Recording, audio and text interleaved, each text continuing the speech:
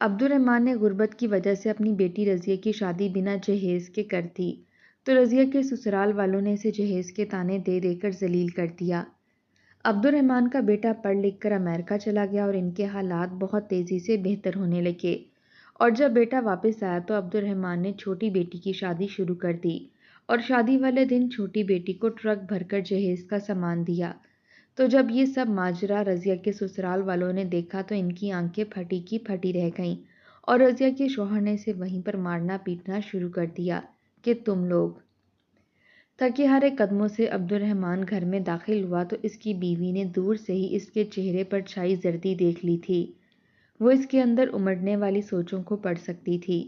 اس نے مایوسی سے اپنا سر جھکا لیا۔ عبد الرحمن ٹوٹے ہوئے قدموں سے چلتا ہوا صحن میں رکھی ہوئی چارپائی پر بیٹھ گیا۔ اس کی بیوی پانی کا گلاس لے کر اس کے پاس آئی اور دھیرے سے اس کے ساتھ بیٹھتے ہوئے بولی، کیا ہوا؟ کیا پیسوں کا بندوبست نہیں ہو سکا؟ اس کے سوال میں اندیشے اور تشویش تھی۔ عبد الرحمن نے نفی میں سر ہلا دیا، نہیں بھلی مانس، کہیں سے مزید پیسوں کا انتظام نہیں ہو سکا۔ پہلے ہی کئی لوگوں سے قرضہ لے کر رضیہ کی شادی کر رہا ہوں، اب اچانک سے اس کے سسرال والوں کی جانب سے مہنگے جہیز کی جو فرمائش آئی ہے، اسے پورا کرنا میرے بس میں ہرگز نہیں۔ جتنے جاننے والے تھے ان سب سے قرض کا پوچھ کر دیکھ چکا ہوں، مگر کسی کے پاس اتنی رقم ہے ہی نہیں جو مجھے دے سکے، اور جہیز بنانا آج کل کون سا آسان ہے، لاکھوں کی رقم چاہیے ہوتی ہے، اتنی رقم بھلا مجھے کون دے گا؟ عبد الرحمن کے لہجے میں گہری مایوسی تھی۔ اس کی بیوی بھی خاموش سی ہو گئی، اور دونوں کرتے بھی تو کیا کرتے۔ آج رات رضیہ کی مہندی تھی اور کل اس کی رخصتی۔ پہلے ہی غربت کے بوجھ سے وہ دونوں جھکے جا رہے تھے، ایسے میں دو بیٹیوں کی پرورش کرنا اور ان کی تعلیم کے بعد انہیں بیانے کا بھی خرچ ان کے سر پر تھا۔ بیٹا بھی چھوٹا تھا تو اس کے سر پر بھی کوئی ذمہ داری تھی ہی نہیں، خود ہی عبد الرحمن کو بیٹیوں کی شادی کا بندوبست کرنا تھا۔ ایسے میں وہ رکشہ چلا کر جتنی رقم کٹھی کر پایا اس نے جوڑ توڑ کر کے رضیہ کی شادی کا کچھ سامان تو بنا رکھا تھا۔ رشتہ کرانے والی ایک خالہ کے تواسط سے ایک اچھے گھرانے میں اس کا رشتہ طے بھی ہو گیا۔ سب لوگ بہت خوش تھے، خود رضیہ بھی آنکھوں میں سپنے جگائے اپنی رخصتی کا انتظار کر رہی تھی، مگر عبد الرحمن کے سر پر تو آسمان اس وقت ٹوٹا جو آج صبح ہی رضیہ کے سسرال والوں کی جانب سے پیغام بھیجا گیا تھا کہ انہیں بغیر جہیز کے لڑکی نہیں چاہیے، بلکہ وہ سامان کی لسٹ بھیج رہے ہیں، اس سامان کا جہیز بنا کر آج شام تک ان کے گھر بھجوا دیا جائے، تبھی وہ کل بارات لے کر آئیں گے۔ عبد الرحمن کا دل غم سے پھٹا جا رہا تھا۔ اگر وہ جہیز نہ بنا پاتا تو کیا اس کی بیٹی گھر بیٹھی رہ جاتی؟ شادی سے ایک روز پہلے شادی ٹوٹ جانا کتنا بڑا المیہ ہے، یہ بات وہ دونوں اچھی طرح سے جانتے تھے۔ اسی وقت عبد الرحمن کی بیوی نے چادر اوڑھی اور دونوں میاں بیوی رضیہ کے ہونے والے سسرال جا پہنچے۔ وہ لوگ نخوت سے گردن اکڑائے بیٹھے تھے، اچھے خاصے کھاتے پیتے لوگ تھے، مگر لالچ ان کے دلوں میں بس رہی تھی۔ عبد الرحمن نے اپنے دونوں ہاتھ رضیہ کی ہونے والی ساس کے آگے جوڑ دیے، خدا کے لیے بہن، میرے حال پر رحم کرو، میرے پاس جتنی جمع پونجی تھی پہلے ہی شادی کے کھانے کے انتظامات میں صرف کر چکا ہوں، ایسے میں آپ نے کہا تھا کہ شادی بھی ہال میں کرنی ہے، اب میرے پاس مزید قرض لینے کی بھی گنجائش نہیں، کیونکہ میرے دوست احباب سبھی غریب ہیں، ایسے میں رضیہ کو جہیز نہیں دے سکتا۔ عبد الرحمن کی بات سن کر سب پر ہی خاموشی چھا گئی تھی۔ رضیہ کی ماں نے نفرت سے سر جھٹکا، مگر بہرحال وہ لوگ بھی خود بھی مجبور تھے۔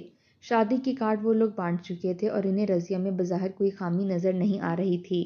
وہ پڑھی لکھی اور انتہائی خوبصورت لڑکی تھی جو ان کے معمولی شکل و صورت والے ارشد کے ساتھ بہترین رہتی۔ نہ چاہتے ہوئے بھی انہوں نے عبد الرحمن کو بارات لانے کی حامی بھر لی۔ عبد الرحمن اور اس کی بیوی خوشی خوشی لوٹ آئے۔ انہیں یوں لگ رہا تھا گویا ان کی مشکلیں آسان ہو گئی ہیں اور قدرت ان پر مہربان ہو گئی ہے، ان کی رضیہ کا گھر بس جائے گا، مگر وہ یہ نہیں جانتے تھے کہ بغیر جہیز کے رضیہ رخصت ہو کر اپنے گھر جاتے ہوئے کون سا جرم کر رہی ہے، جس جرم کی پاداش میں اسے ہمیشہ سزا کاٹنی تھی۔ شادی ہال سے رخصت کروا کے رضیہ کے سسرال والے اسے اپنے ساتھ لے گئے۔ چند گنی چنی رسموں کے بعد رضیہ کو اس کے کمرے میں حجلہ عروسی میں بٹھا دیا گیا۔ تھوڑی ہی دیر کے بعد کمرے کا دروازہ کھلا اور ارشد اندر داخل ہوا۔ رضیہ کا دل سہم سا گیا۔ وہ اچھی طرح سے واقف تھی کہ شادی سے 2 دن پہلے کیسی بدمزگی ہوئی تھی، مگر اسے یقین تھا کہ اس کا شوہر اس کا خیال رکھنے والا انسان ہے جس کے دل میں کوئی لالچ نہیں۔ ارشد بیڈ پر اس کے برابر بیٹھا اور بولا، تمہیں منہ دکھائی کی تو یقیناً کوئی ضرورت نہیں ہوگی۔ تم لوگوں سے ذرا سا جہیز مانگا تھا، وہ تو تم لوگ دے نہ سکے، مگر بہانے بہانے سے ہم لوگوں سے ہر چیز بٹور لی ہے۔ بری کے نام پر کئی جوڑے میری امی نے تمہیں بنا کر دیے ہیں۔ ذرا سا سامان ہی لانے کو کہا تھا نا، تمہارے اور میرے ہی کام آتا، لیکن تمہارا مکار باپ تو صاف انکار کر کے چلا گیا۔ اگر میرے ہاتھ میں ہوتا تو کبھی بغیر جہیز کی شادی نہ کرتا۔ اتنے بھی غریب نہیں ہوں تم لوگ جتنا ڈھنڈورا پیٹ رکھا ہے۔ ارشد کی تلخ آواز رضیہ کے کان میں پڑی اور وہ سنسی ہو کر رہ گئی۔ وہ اس قدر نفرت سے بول رہا تھا سامان نہ لانے پر، اس نے رضیہ کو جی بھر کر شرمندہ کیا۔ رضیہ نے ایک نظر اٹھا کر اسے دیکھا۔ سرخ رنگ کی شیروانی میں اس کا سانولا رنگ نمایاں ہو رہا تھا۔ خود رضیہ بلاں کی حسین تھی۔ گریجویشن کے فوراً بعد ہی وہ نوکری کرنا چاہتی تھی، مگر عبد الرحمن نے اس کی شادی کرنا ہی مناسب سمجھا۔ رضیہ نے خاموشی سے سر جھکا لیا۔ آنے والے دن کیسے گزرنے والے تھے اس بات کا اندازہ اسے بخوبی ہو گیا تھا، اور اس کا اندازہ قطعی غلط نہ تھا۔ صبح اٹھتے ساتھ ہی عبد الرحمن کے گھر سے آئے ہوئے ناشتے میں میخ نکال کر ساس نے وہ سارا ناشتہ کچرے کے ڈبے میں پھینکوا دیا اور اونچی آواز میں سب مہمانوں کے سامنے بولی، اس خیال سے غریب گھرانے سے لڑکی لے کر آئی تھی کہ یقیناً سلیقہ شعار ہوگی اور میرے گھر کو روشن کر دے گی، لیکن یہ لوگ تو انتہائی لالچی نکلے ہیں۔ اس کے بعد بھی وہ نہ جانے کتنی جھوٹی باتیں کرتی رہی کہ رضیہ کے گھر والوں نے بہانے بہانے سے ان سے پیسے بٹورے ہیں، جبکہ ایسا کچھ نہ تھا۔ رضیہ خاموشی سے اپنے آنسو پیتے ہوئے ساری باتیں سنتی رہتی۔ ساس نے اگلے دن ہی اسے کام پر لگا دیا۔ رضیہ کے ساتھ ارشد کی شادی کرنے کا پہلا مقصد یہی تھا کہ انہیں گھر کے کام کاج کے لیے ایک ملازمہ جیسی بہو چاہیے تھی۔ بڑا سا گھر تھا جس کی صفائی میں رضیہ کا آدھا دن گزر جاتا اور باقی آدھا دن وہ گھر کے تمام افراد کے لیے کھانے پکاتی رہتی۔ ارشد کے 4 بہن بھائی تھے اور سبھی اسی گھر میں رہتے تھے۔ ساس سسر آئے روز سب کی دعوتیں کرتے، سارے رشتہ دار اکٹھے بیٹھتے اور جو نہ آیا ہوتا اس کی غیبتیں کرتے، اونچے اونچے چھت پھاڑ کہکے لگاتے۔ مرد اور عورتوں کا آپس میں اس حد تک بے تکلفانہ پن تھا کہ رضیہ کو گھبراہٹ ہونے لگتی، مگر وہ خاموش رہتی۔ اگر وہ کبھی بھولے سے ارشد کو کسی بارے میں کچھ کہہ دیتی تو وہ جاہلوں کی طرح چیخنے چلانے لگتا۔ رضیہ نے آج تک اسے پیار سے بات کرتے ہوئے نہیں سنا تھا۔ وہ حیران ہوتی تھی کہ اعلیٰ یونیورسٹی سے پڑھنے کے باوجود ارشد کا رویہ ایسا جاہلانہ کیوں ہے، اور یہ راز بھی جلدی کھل گیا۔ اسے پتہ چلا کہ ارشد کی جو تعلیم اسے بتائی گئی تھی وہ تو جھوٹ تھی۔ ارشد نے تو میٹرک بھی نہیں کیا تھا، اسی لیے تو اسے اس کے خاندان میں کوئی رشتہ نہ دیتا تھا۔ رضیہ صدمے کے مارے ساکت رہ گئی۔ عبد الرحمن کو وہ کچھ نہ بتاتی کہ وہ بیچارہ پہلے ہی رضیہ کو بغیر جہیز رخصت کرنے پر شرمندہ شرمندہ سا رہتا تھا۔ رضیہ کو رخصت کرنے کے بعد بھی ان کے گھر کے حالات ویسے ہی تھے۔ رضیہ سے چھوٹی شمسہ بھی اب قد کاٹ میں رضیہ کے برابر تھی اور شادی کے لائق تھی۔ عبد الرحمن کو اب اس کی شادی کی فکر کھائے جا رہی تھی، مگر وہ جانتا تھا کہ جو جمع پونجی تھی وہ رضیہ پر لگا چکا ہے اور اب شمسہ کی شادی کے لیے اس کے پاس کچھ نہیں بچا تھا۔ دن رات اسی پریشانی میں وہ گھلتا جا رہا تھا، جب اچانک اس کا بیٹا جو 20 سال کا ہو رہا تھا کالج سے واپسی پر سیدھا اس کے پاس آ گیا۔ عبد الرحمن نے غور سے اس کا چہرہ دیکھا۔ وہ تمتما رہا تھا، یقیناً وہ کوئی خاص بات کہنا چاہ رہا تھا۔ عبد الرحمن بچوں کے ساتھ دوستانہ تعلق رکھتا تھا۔ اس نے اپنے بیٹے کی حوصلہ افزائی کی کہ اس کے دل میں جو بات ہے وہ کہہ ڈالے۔ اس کا بیٹا ابراہیم تھوڑی دیر سوچتا رہا اور پھر بولا، ابا، آپ کو وہ ارسلان یاد ہے جو ہمارے محلے میں رہتا تھا اور پھر بیرون ملک چلا گیا؟ آج اس کا فون آیا تھا۔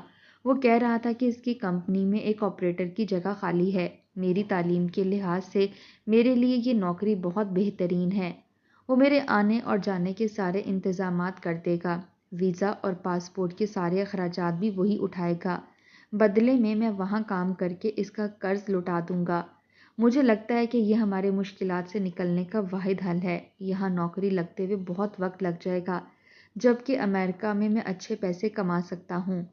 ابراہیم ایک جذبے سے کہہ رہا تھا۔ عبد الرحمن کا دل دکھ سا گیا تھا۔ صرف 20 سال کے بیٹے کو بیرون ملک بھیجتے ہوئے ان کا دل ڈوب رہا تھا، مگر کیا کرتے؟ شمسہ کی شادی کے لیے ان کے پاس کچھ نہ تھا، یہاں تک کہ اب وہ خود بھی بیمار رہتے تھے اور رکشہ چلایا نہیں جاتا تھا۔ نہ چاہتے ہوئے بھی انہوں نے ابراہیم کو بیرون ملک جانے کی اجازت دے دی۔ دن پڑ لگا کر اڑ گئے اور اس کے باہر جانے کی ساری تیاریاں مکمل ہو گئیں۔ جلدی وہ ان سب کو الوداع کہہ کر بیرون ملک روانہ ہو گیا۔ رضیہ کو معلوم تھا کہ ابراہیم بیرون ملک جا رہا ہے۔ اس نے بہت کوشش کی کہ ارشد اسے ابراہیم سے ملوانے کے لیے میکے لے جائے، مگر نہ جانے کیوں رضیہ کے سسرال والے عبد الرحمن اور اس کے گھر سے اللہ واسطے کا بیر رکھتے تھے۔ انہوں نے رضیہ کو غیر ضروری کاموں میں الجھا کر ابراہیم سے ملنے نہ دیا، بلکہ زوردار کہکوں سے رضیہ کا مذاق اڑایا اور یہ بولے کہ ابراہیم کی اوقات کہاں ہے کہ وہ ملک سے باہر جائے، یہیں کہیں دوسرے شہر میں جا رہا ہوگا چائے کا کھوکا بنانے کے لیے۔ رضیہ آنسو پی کر رہ گئی۔ ساس نے اسے چائے بنانے کا حکم دیا تھا اور ساتھ میں پکوڑے تلنے کا بھی۔ وہ خاموشی سے کچن میں جا گھسی۔ اس کی نظریں آسمان پر ٹکی تھیں، جہاں سے جب بھی کوئی جہاز گزرتا تو اسے یوں لگتا کہ اس کا چھوٹا پیارا بھائی اسی جہاز میں بیٹھ کر اس کے ملک سے گیا ہے۔ دن تیزی کے ساتھ گزرنے لگے اور انہی دنوں رضیہ کی طبیعت گیری گیری سی رہنے لگی۔ وہ کچن کا کام کاج پہلے آرام سے کر لیتی تھی، لیکن اب اس کے اوپر تھکاوٹ طاری ہونے لگتی۔ ساس اسے کھوجتی ہوئی نظروں سے دیکھتی رہتی، مگر کچھ نہ بولتی۔ یوں ہی ایک روز اسے زور کا چکر آیا اور وہ صحن میں گر گئی۔ اللہ نے ارشد کے دل میں رحم ڈال دیا تو وہ اسے اٹھا کر قریبی کلینک پر لے گیا۔ اسے تو بس یہی فکر تھی کہ اگر یہ بیمار ہو گئی تو گھر کے کام کاج کون کرے گا، مگر ڈاکٹر نے تو کوئی اور ہی بات کہہ دی۔ اس نے ارشد کو مبارکباد دی کہ وہ باپ بننے والا ہے۔ رضیہ حاملہ تھی۔ ارشد ہکا بکا منہ کھولے یہ سارا کچھ دیکھ رہا تھا۔ خیر اس کی صحت پر کیا فرق پڑتا تھا؟ رضیہ ایک بچہ پیدا کرتی یا 10، اس نے کون سا انہیں پالنا تھا یا ان کا خیال کرنا تھا؟ رضیہ کے ہاتھ پر اس نے آج تک 1 روپیہ نہ رکھا تھا۔ جو گھر میں کھانا بنتا بس وہی کھاتی۔ ساس کو رحم آتا تو کبھی سال میں 1 یا 2 جوڑے بنوا کر اسے دے دیتی۔ اس کی حیثیت گھر میں صرف ایک ملازمہ کی سی تھی۔ اس کے حاملہ ہونے کی گھر میں کسی کو کوئی خوشی نہ ہوئی اور نہ ہی اس پر سے کام کاج کا بوجھ کم کیا گیا۔ دوسری جانب ابراہیم کو بیرون ملک جاتے ہی شروع کے کچھ وقت میں مشکلات تو پیش آئیں، لیکن جلد ہی وہ وہاں پر سیٹ ہو گیا اور اس کا دوست ارسلان اس کے ہر طرح سے کام آیا، اسے ایک بہترین نوکری دلوا دی۔ یہ نوکری اس کے لیے خوش قسمتی کا دروازہ ثابت ہوئی۔ وہ جوان تھا، اسے اپنے گھر کی ذمہ داریوں کا خوب احساس تھا۔ دن رات محنت کر کے وہ اپنے گھر کے حالات بدلنے کی کوشش کرنے لگا۔ جس روز اس نے اپنی پہلی تنخواہ گھر واپس بھیجی، بینک میں سے رقم نکلواتے ہوئے عبد الرحمن کے ہاتھ کانپ سے گئے۔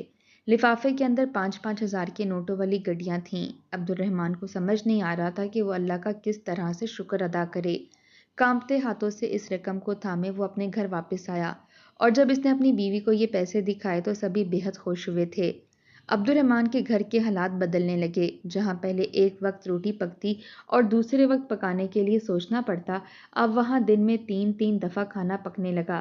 گھر میں ہر طرح کی نعمت میسر آنے لگی۔ عبد الرحمن کی صحت بھی بہت بہترین ہو گئی۔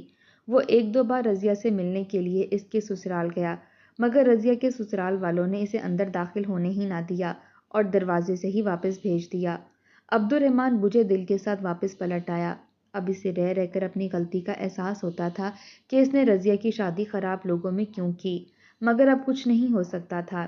ابراہیم کے باہر سے بھیجے گئے پیسوں کی بدولت اس کے گھر کا نقشہ ہی بدل چکا تھا۔ اس نے اپنے ٹوٹے پھوٹے گھر کو دوبارہ سے تعمیر کروا کر ایک شاندار بنگلہ بنا لیا۔ باقی پریشانیوں سے اس کا ذہن ہٹا تو اسے شمسہ کی شادی کی فکر ہوئی۔ اب چونکہ ان کے گھر کے حالات بہت بہتر ہو چکے تھے اور وہ معاشی طور پر مضبوط تھے، تو شمسہ کے لیے بہترین رشتے آنے لگے۔ رشتے کرانے والی خالہ کی مدد سے انہوں نے شمسہ کے لیے آیا ہوا ایک رشتہ پسند کر لیا۔ پیسے کی کمی نہ تھی، ابراہیم کی چھٹی کے لحاظ سے انہوں نے شمسہ کی شادی کے دن طے کر دیے۔ رضیہ کو جب اطلاع ملی کہ شمسہ کی شادی طے ہو گئی ہے تو اسے بے حد خوشی ہوئی۔ چند ملنے جلنے والوں نے اسے بتایا تھا کہ اس کے والدین کے گھر کے حالات اب کافی بہتر ہو گئے ہیں۔ اسے دل سے خوشی تھی کہ اس کے والدین کی پریشانیاں دور ہو گئی ہیں، مگر وہ یہ نہیں جانتی تھی کہ شمسہ کی شادی اس کی بربادی بن کر سامنے آئے گی۔ شمسہ کے سسرال والے نیک لوگ تھے، انہوں نے کسی قسم کی کوئی ڈیمانڈ نہ رکھی، مگر عبد الرحمن کے سامنے رضیہ کی شادی کا واقعہ تازہ تھا۔ گھر میں شادی کے ہنگامے جاگے تو عبد الرحمن نے ایک ایک چیز پر دل کھول کر پیسہ خرچ کیا۔ شادی کے کھانے سے لے کر شمسہ کو دیے جانے والے سامان میں اس نے وہ ہر چیز شامل کی جس کی کبھی اس نے خود اپنے گھر میں خواہش کی تھی۔ شمسہ کے لیے اس نے اتنا شاندار جہیز بنایا کہ جو بھی دیکھتا وہ دانتوں تلے انگلیاں داب کے رہ جاتا۔ رفتہ رفتہ شادی کے دن قریب آ گئے۔ جس روز شمسا کو مائیوں بٹھایا گیا اس روز ارشد کی مہربانی سے رضیہ بھی ان کے گھر رکنے کے لیے آ گئی۔ ارشد نے بس اتنا ہی کیا کہ رضیہ کو والدین کے گھر جانے کی اجازت دی۔ وہ بیچاری خود ہی رکشہ کروا کر اپنے بیمار وجود کو گھسیٹتے ہوئے والدین کے گھر آ گئی۔ والدین کے گھر کی بدلی ہوئی حالت دیکھ کر اس کی آنکھوں میں خوشی کے مارے آنسو آ گئے۔ ٹوٹے پھوٹے گھر کی بجائے اب ایک شاندار بنگلہ کھڑا تھا۔ گھر میں سہولت کی ہر چیز موجود تھی اور سب سے بڑی بات شمسا کی شادی کی تیاریاں گھر میں ایسے شاندار طریقے سے جاری تھیں کہ رضیہ کو اپنی آنکھوں پر یقین نہ آیا۔ دوسری جانب جب عبد الرحمن نے رضیہ کا بدتر حال دیکھا تو اس کا کلیجہ پھٹ گیا، مگر وہ مجبور تھا، کچھ نہیں کر سکتا تھا اپنے غلط فیصلے پر سوائے پچھتانے کے۔ اس کے پاس کرنے کے لیے اور کچھ نہیں تھا۔ ہاں ایک کام اور تھا جو وہ کر سکتا تھا اور اس نے چپ کے اس کی ساری تیاریاں شروع کر دیں۔ رضیہ کے سسرال والوں کو شادی میں شرکت کا دعوت نامہ دیا گیا تھا۔ جیسے ہی ان کے گھر کارڈ پہنچا رضیہ کی ساس اور شوہر حیران رہ گئے۔ کارڈ انتہائی خوبصورت تھا اور دیکھنے سے ہی لگتا تھا کہ خوب پیسہ خرچ کر کے بنایا گیا ہے۔ اب تو ان کے اندر تجسس جاگ اٹھا، پہلے تو وہ شاید شادی میں شرکت نہ کرتے مگر اب وہ مجبور تھے۔ شادی کا روز آ پہنچا۔ شمسا کو پریوں کی طرح تیار کروایا گیا۔ خود رضیہ بھی ماں کے دلائے ہوئے بہترین کپڑوں میں پھر سے پہلے کی طرح حسین لگ رہی تھی۔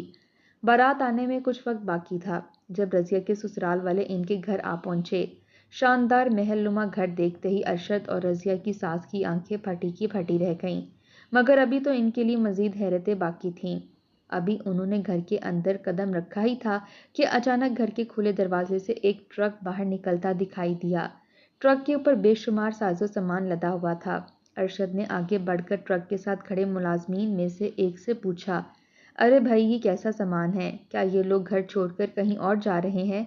ارشد کے سوال پر وہ شخص مسکرا دیا اور بولا، ارے نہیں بھائی، گھر چھوڑ کر کہیں نہیں جا رہے، بیٹی کو لاکھوں کا جہیز دیا ہے، یہ ان کی بیٹی کا سامان ہی ہے جو اس کے سسرال لے جایا جا رہا ہے۔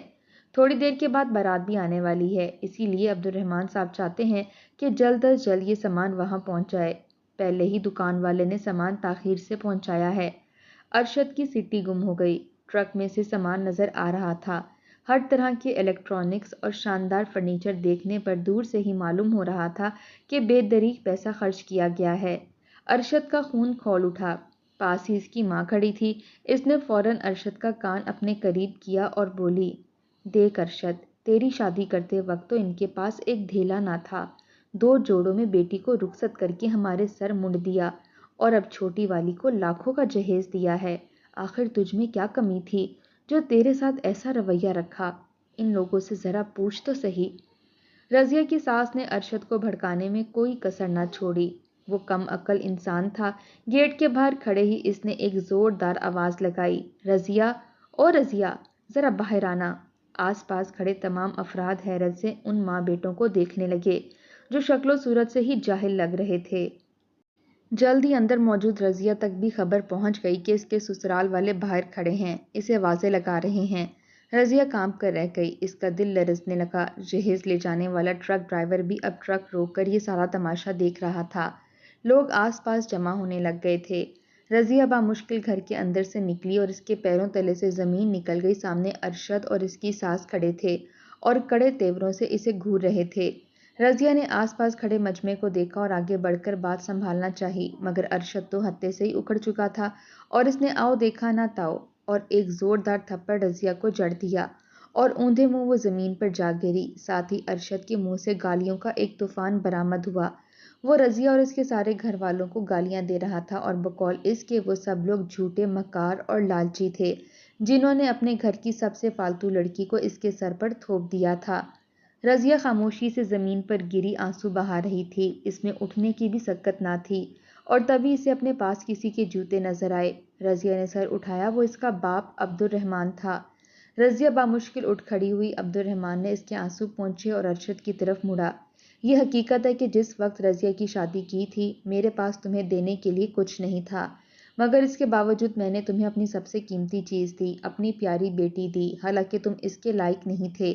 اور اب جب میں نے شمسا کو لاکھوں کا جہیز دیا تو میں نے یہی سوچا کہ جو کمی مجھ سے رہ گئی تھی میں اسے پورا کروں، لہٰذا میں نے رضیہ کے لیے بھی بالکل ویسا ہی جہیز بنایا۔ ایک ٹرک بھر کر اگر شمسا کے گھر گیا ہے تو پیچھے دیکھو، ایک ٹرک بھرا ہوا اور کھڑا ہے، جو تمہارے گھر جانا تھا، لیکن اچھا ہوا کہ تم نے اس سے پہلے ہی اپنی اوقات دکھا دی۔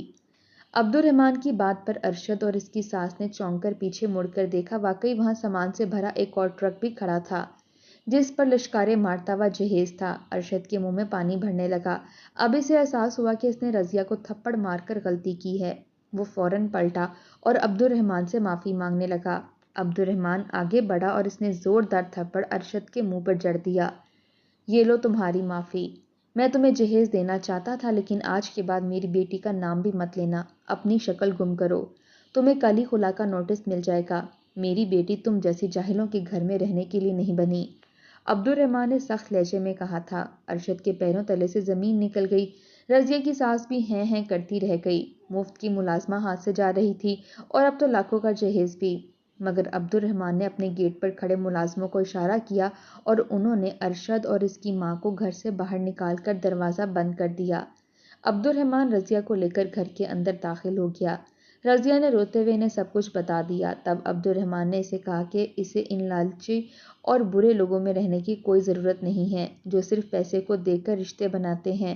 وہ اس کی خلا لے لے گا اور جلد ہی اس کی شادی کسی اچھے اور نیک لوگوں میں کر دے گا۔ عبد الرحمن کی بات پر رضیہ سر جھکا کر رہ گئی تھی۔